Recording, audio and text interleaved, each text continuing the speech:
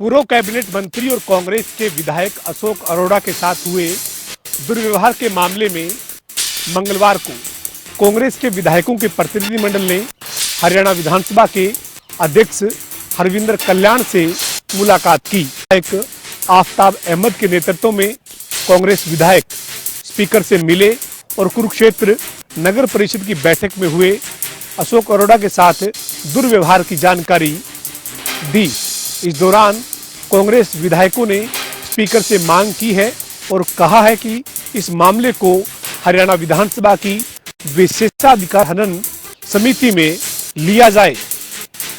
विधानसभा के अध्यक्ष हरविंदर कल्याण ने कांग्रेस विधायकों को आश्वासन दिया है और कहा है कि वे इस मामले को एग्जामिन करवाएंगे और उसके बाद उचित कार्रवाई की जाएगी।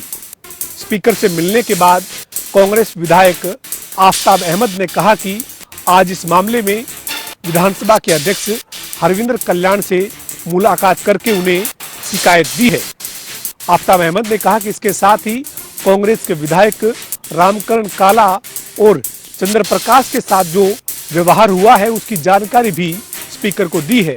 इस दौरान कांग्रेस के विधायक अशोक अरोड़ा ने कहा कि उन्होंने स्पीकर को कहा है कि इस तरीके से अगर लोगों के हकों की आवाज उठाने को दबाया जाता है तो फिर वे इस्तीफा देने के लिए भी तैयार हैं।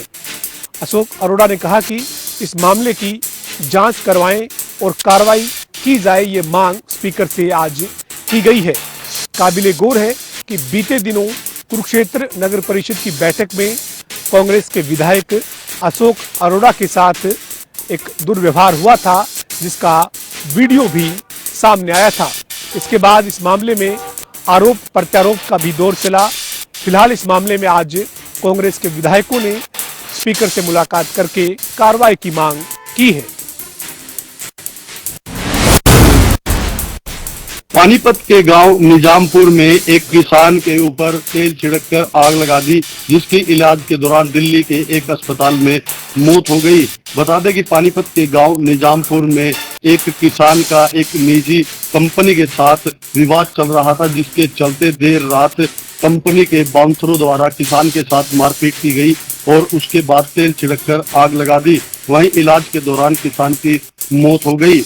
वहीं पानीपत डीएसपी सतीश वत्स ने जानकारी देते हुए बताया कि किसानों की शिकायत पर कंपनी के बाउंसरों के खिलाफ मामला दर्ज करके जांच शुरू कर दी है। पानीपत से जनता टीवी के लिए अनिल सैनी की रिपोर्ट। पूरे देश में कोरोना के केस लगातार बढ़ते नजर आ रहे हैं, जिसको लेकर स्वास्थ्य विभाग में जहां हड़कंप मच गया है, वहीं स्वास्थ्य विभाग पूरी तरह से अलर्ट मोड पर भी आ गया है। अंबाला में भी 2 पॉजिटिव केस आने के बाद स्वास्थ्य विभाग पूरी तरीके से अलर्ट हो गया और अपनी तैयारियों में जुट गया है। हालांकि ये केस अंबाला कैंट में नहीं, अंबाला सिटी में आए हैं, लेकिन उसके बावजूद भी जो अंबाला कैंट के हॉस्पिटल नागरिक अस्पताल में पूरी तैयारियों में नजर आ रहे हैं और यहाँ पर वार्ड भी इन्होंने बनाने शुरू कर दिया है। कोविड वार्ड जहां इन्होंने अलग से बनाए हैं, वहीं इसमें 24/7 जो स्टाफ है पूरे तरीके से इसमें तैनात नजर आ रहा है। हालांकि कल से लैब में टेस्ट भी इसके अंदर शुरू किए जाएंगे। कैमरामैन राहुल के साथ कृष्ण बाली, जनता टीवी, अंबाला। जनता टीवी में आपका स्वागत है। इस वक्त हम खड़े हैं रानिया शहर के गांव मतवाला में। जैसा कि आप लोग जानते हैं, तकरीबन आज 1 बजे रानिया गांव के मतवाला में तकरीबन 1:30 बजे सीएम फ्लाइंग की रेड पड़ी। रेड पड़ने से दुकानदारों में काफी हड़कंप मच गया है। हड़कंप मचने के कारण से यहाँ पर दूध पे सैंपल बनने वाली सैंपल लिए जा रहे हैं। डेयरी में शिकायत के आधार पर ही केस की आगामी की कार्रवाई की जाएगी। जैसा कि आप तस्वीरों के माध्यम से देख रहे हैं कि यहाँ पर 2-3 महिलाएं अपना काम कर रही हैं। यहाँ पर अधिकारी अपनी जांच की सैंपल के लिए लिए जा रहे हैं। इनका ये भी कहना है कि शिकायत मिलने के कारण ही सीएम फ्लाइंग की रेड आई है, जिसमें यहाँ पर दूध और घी में काफी मिलावटें पाई जा रही है। यहाँ के अधिकारी को कहना है कि इस कहना की जांच आने के बाद ही आगामी की आगे कार्रवाई की जाएगी, जिसमें बड़ा ही खुलासा हो पाएगा। कैमरा पर्सन महेश कुमार के साथ जनता टीवी, अमन बांसर की रिपोर्ट। हरियाणा में लगातार कोरोना के मामले बढ़ रहे हैं और लगातार कोरोना पैर पसार रहा है, तो वहीं फरीदाबाद भी इस मामले में पीछे नहीं है। फरीदाबाद के अंदर भी लगातार कोरोना के मामले बढ़ते जा रहे हैं। ताजा स्थिति की बात की जाए तो फरीदाबाद में अब तक 21 लोग कोरोना संक्रमित हो चुके हैं। तो वहीं कोरोना के बढ़ते मामलों को देखते हुए स्वास्थ्य विभाग भी पूरी तरीके से सतर्क और सावधान हो गया है। इसके चलते हर एक अस्पताल और सीएचसी और पीएचसी सेंटरों में भी जो है वो RT-PCR के जरिए जो है वो कोरोना के टेस्ट कराने की तैयारी स्वास्थ्य विभाग की तरफ से कर ली गई है। तो वहीं लगातार जो है वो लोगों से स्वास्थ्य विभाग अपील कर रहा है कि जब भी आप भीड़ भाड़ वाले इलाके में जा रहे हैं तो मास्क लगाकर रखें, सोशल डिस्टेंसिंग का पालन करें और इसके साथ साथ लगातार सैनिटाइजर का इस्तेमाल करते रहे, ताकि जो नया वेरिएंट है इससे आपको जो है वो कहीं ना कहीं बचाव मिल सके।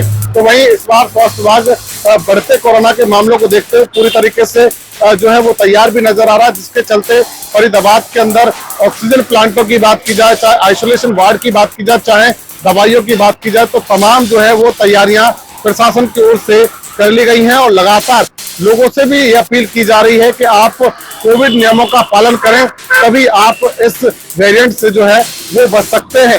फरीदाबाद से जनता टीवी के लिए Mukesh Rajput. Anti corruption bureau की सिरसा टीम ने शहीदावाली के एक पटवारी को रिश्वत के आरोप में गिरफ्तार किया है। कल पटवार भवन से आरोपी पटवारी को 2000 रुपए की रिश्वत के साथ रंगे हाथ गिरफ्तार करने में एसीबी की टीम ने सफलता हासिल की है।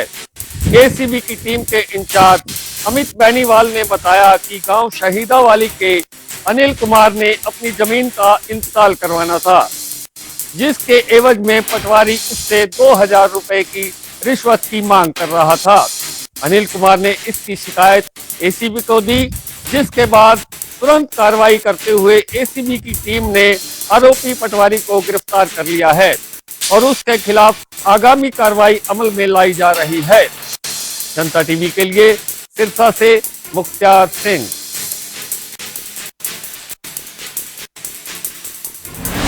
हरियाणा के कई जिलों में कोरोना ने दस्तक दी है। अगर बात करें प्रदेश के विभिन्न क्षेत्रों की, तो फरीदाबाद और गुड़गांव में कोरोना के काफी मरीज बढ़ते जा रहे हैं। वहीं प्रदेश के अंदर लगभग 44 के करीब अभी भी कोरोना के पेशेंट हैं, जबकि 70 में से काफी लोग अभी ठीक हो चुके हैं।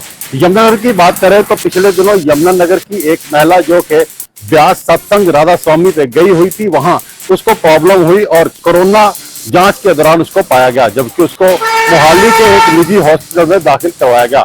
अब महिला लगभग 12 से 14 दिन हॉस्पिटल में रहने के बाद यमुनानगर में कुशल लौट आई है और परिजन उसके काफी खुश हैं।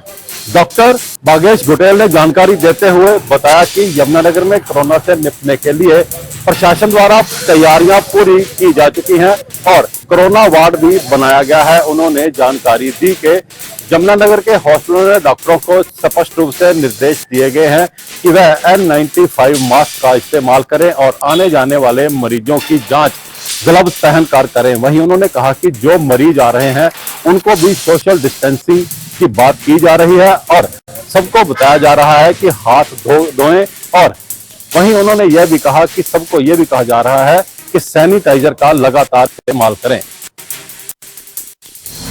आज एक सड़क हादसा देखने को मिला। जानकारी के मुताबिक बता दें कि जिस तरीके से जींद कैथल नेशनल हाईवे पर एक ट्रक चालक है वो ओवर स्पीड में था और उसकी चपेट में एक ऑटो आ जाता है और ऑटो के अंदर 5 से 6 आदमी बैठे हुए थे, जिसमें से एक की व्यक्ति की गंभीर चोट लग जाती है और 5 से जो लोग हैं वो घायल हो जाते हैं। घायलों को एम्बुलेंस के माध्यम से जींद के सरकारी अस्पताल में पहुंचा जाता है, जहां इलाज के दौरान डॉक्टरों ने एक व्यक्ति को मृत घोषित कर दिया और उसके बाद जो आमदन है उन्होंने डायल 112 के माध्यम से भी पुलिस को सूचना दी। पुलिस मौके पर पहुंची और घटनाक्रम का जायजा लिया, जहां पुलिस के मुताबिक बता दें कि जो ट्रक चालक है वो ओवर स्पीड में था और ओवरटेक करने के नाते एक सामने से आ रहे ऑटो उसकी चपेट में आ गया, जिसके कारण ऑटो का संतुलन बिगड़ गया और ऑटो सड़क पर पलट गया। पलटने के कारण जो उसके अंदर बैठे 5 से 6 व्यक्ति थे, जिसमें 2 महिलाएं और 4 पुरुष थे, उनमें सभी घायल हो जाते हैं। उन सभी को